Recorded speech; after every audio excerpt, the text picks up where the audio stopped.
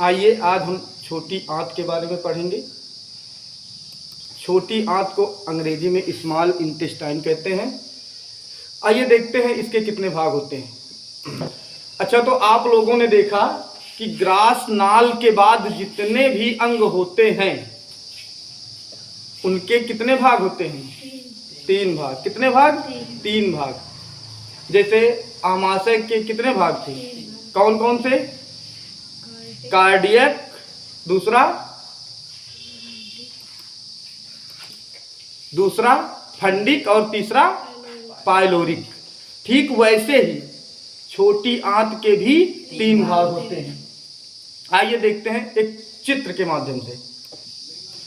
देखो, ये आपका आमाशय हो गया, स्टमक। उसके बाद यहां से छोटी आंत प्रारंभ हो जाती है। यहां से छोटी आंत प्रारंभ होके ये बड़ी आंत है। तो बड़ी आंत का हम पूरा चित्र नहीं बनाए हैं क्योंकि अभी हमें बड़ी आंत नहीं पढ़ना है। तो इसके अंदर ये छोटी आंत है जिसकी लंबाई बताई दी है कितनी होती है। छोटी आंत की लंबाई कितनी होती है बताए हैं ना? लगभग 6.5 मीटर। एक जो वयस्क व्यक्ति है, एडल्ट, उसकी जो छोटी आंत है उसकी लंबाई लगभग 6.5 मीटर होती है। तो बड़ी आंत के अंदर ये छोटी आंत होती है, इसी अवस्था में पड़ी रहती है, फंदे नुमा इधर उधर करके पड़ी होती है। अच्छा, अब होता क्या है कि इसके जो हैं छोटी आंत के 3 भाग। कितने भाग? 3 भाग।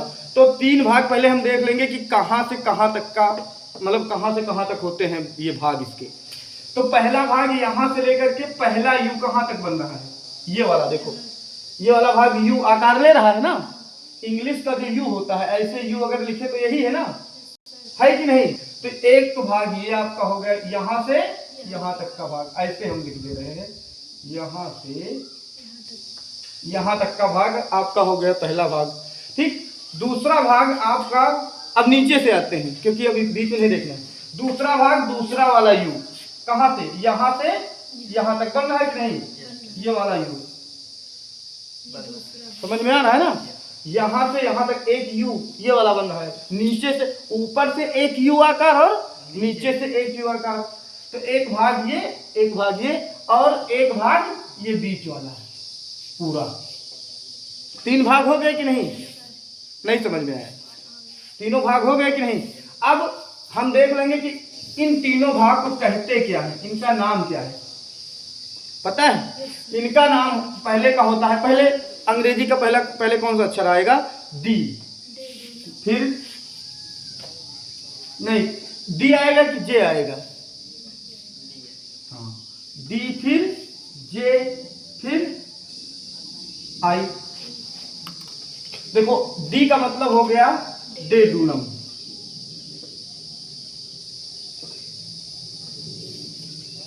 पहला भाग डेडूनम, ठीक है। फिर दूसरा भाग है जेजूनम।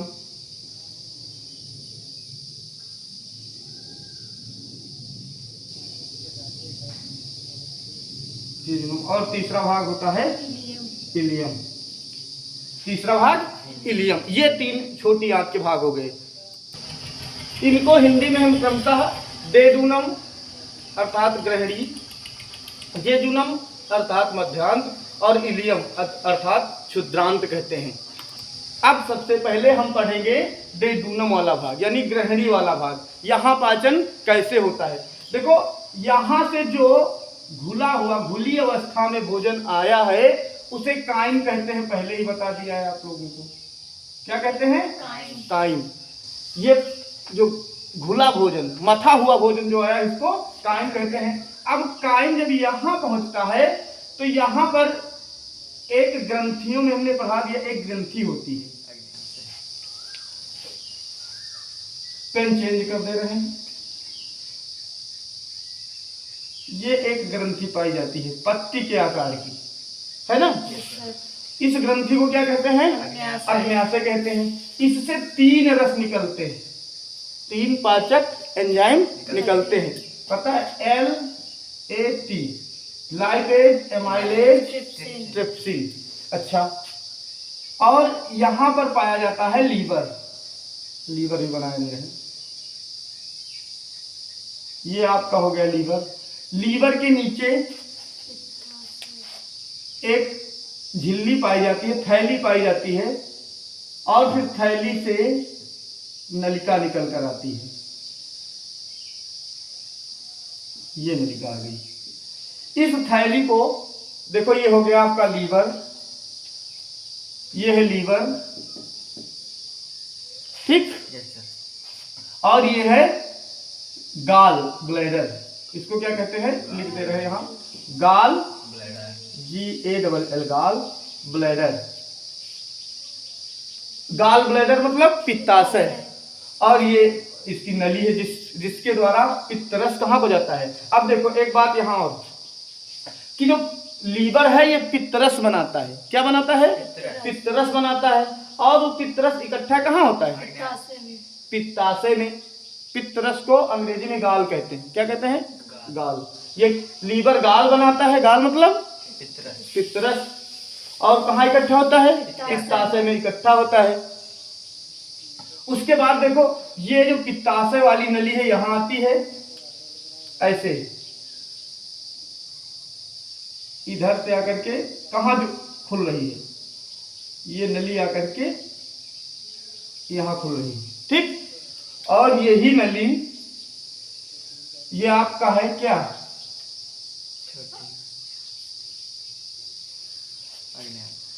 ये आपका अग्न्याशय हो गया। अब देखो, अग्न्याशय से भी, इस नली द्वारा अग्न्याशय से क्या आ रहा है, 3 एंजाइम आ रहे हैं। कौन कौन से, लाइपेज और एमाइलेज और ट्रिप्सिन। ये तीनों इधर से आ रहे हैं, और ऊपर से क्या आ रहा है, पित्तरस। ऊपर से क्या आ रहा है, पित्तरस। तो बात ये है, हमें जानना ये है कि पित्तरस का क्या काम होता है और इन तीनों एंजाइम का क्या काम होता है। तो पित्तरस जब आता है यहां, जिसे आप गाल कहते हैं, तो वो ये जो भोजन आया है ना, इसमें फैट होता है। फैट मतलब वसा होती है। वसा का एमएलसी-करण कर देता है। क्या करता है, एमएलसी-करण। एमएलसी-करण किसका कर देता है, वसा का। वसा का क्या करता है, एमएलसी-करण कर देता है। कौन कर देता है, वसा का एमएलसी-करण कौन करता है, ट्रिप्सिन नहीं करता है, पित्तरस। यहां लिख दे रहे हैं, कौन करता है, पित्तरस। पित्तरस वसा का एमएलसी-करण कौन कर देता है, पित्तरस। अच्छा, एमएलसी-करण का मतलब क्या हुआ, एमएलसी-करण का मतलब यह हुआ कि वसा को पानी में घुलने योग्य बना देता है। एमएलसी-करण का मतलब क्या हुआ, वसा को, ऐसे वसा पानी में घुलता है, नहीं घुलता है ना, वसा पानी में घुल जाता है, नहीं घुलता है। लेकिन जब उसका एमएलसी-करण हो जाता है किसके द्वारा, पित्तरस के द्वारा, तो वो पानी में क्या हो जाता है, घुलनशील हो जाता है। अच्छा, तो भोजन में आया वसा अब क्या हो गया, पानी में घुलनशील हो गया। दूसरी बात, जो आपका पित्तरस है, पित्तरस का पीएच मान जो है लगभग 8 होता है। पीएच कितना होता है इसका, 8। यहां लिख दे रहे हैं, पीएच लगभग 8 होता है। 8 का मतलब ये क्षारीय होगा, क्या अम्लीय होगा, क्षारीय होगा ना। तो अब देखो, जो यहां से भोजन आया था उसमें HCl मिला था, पढ़ाया ना हमने। आमाशय से जो भोजन आया उसमें क्या मिला है, HCl यानी हाइड्रोक्लोरिक एसिड मिला है, और वो क्या होता है, अम्लीय होता है। लेकिन ग्रहणी में पचने के लिए, भोजन के पाचन के लिए ग्रहणी में इसे जो ये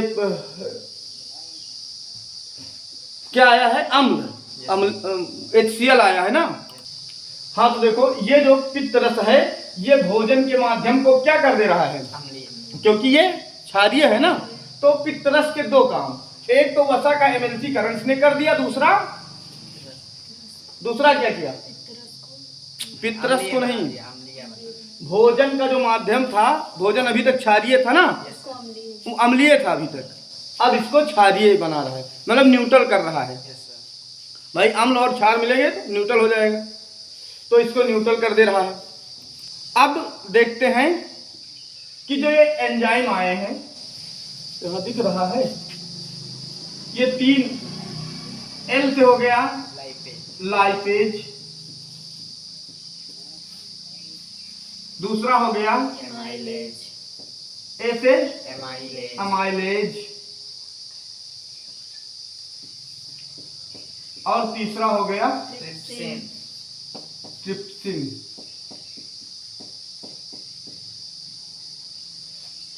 ये तीनों एंजाइम जो है भोजन में आए हुए, लाइपेज किसका पाचन करता है? वसा का। किसका? वसा का पाचन कर देता है। एमाइलेज कार्बोहाइड्रेट का पाचन कर देता है, और ट्रिप्सिन प्रोटीन का पाचन कर देता है। ट्रिप्सिन प्रोटीन का पाचन कर देता है। अब आप लोग समझ गए, यानी पित्त रस जो है वो 2 काम करता है, भोजन को क्षारीय बना देता है और वसा का एमएलसीकरण कर देता है। फिर ये जो तीनों जाते हैं, तीनों एंजाइम जब जाते हैं तो लाइपेज वसा का पाचन कर देता है, एमाइलेज कार्बोहाइड्रेट का पाचन कर देता है, और ट्रिप्सिन प्रोटीन का पाचन कर देता है। समझ गए ना? अब सभी रस, लाइपेज, एमाइलेज, ट्रिप्सिन और इधर पित्त रस, ये सब इसमें मिल गए। किसमें? काइम में, यानी जो भोजन यहाँ से आया था काइम, उसमें मिल गए। अब मिलने के बाद अभी पाचन नहीं होगा, अभी ये सिर्फ भोजन में क्या होंगे? पूरी तरह से मिल जाएंगे। उसके बाद यहाँ तक मिलते रहते हैं ग्रहणी वाले भाग तक, उसके बाद ग्रहणी वाला भाग खत्म हो गया। अब ग्रहणी वाले भाग के बाद जो आपका जेजूनम आता है, मध्याह्न, इसमें कोई पाचन नहीं होता है। ये सिर्फ इसलिए ये भाग होता है कि इसमें खूब मिल जाए जो पाचक रस हैं, ये और ये पित्त रस और ये सब जो पाचक रस हैं, ये पूरी तरह से यहाँ तक खूब इसमें मिल जाते हैं, अच्छी तरह से घुल जाते हैं। किसमें? काइम में।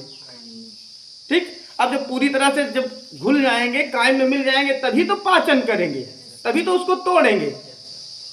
अब भोजन तो, हाँ, ये प्रश्न बनता है कि किस छोटी आंत के किस भाग में भोजन का पाचन नहीं होता है, मतलब इसमें पाचन का कोई काम नहीं होता है।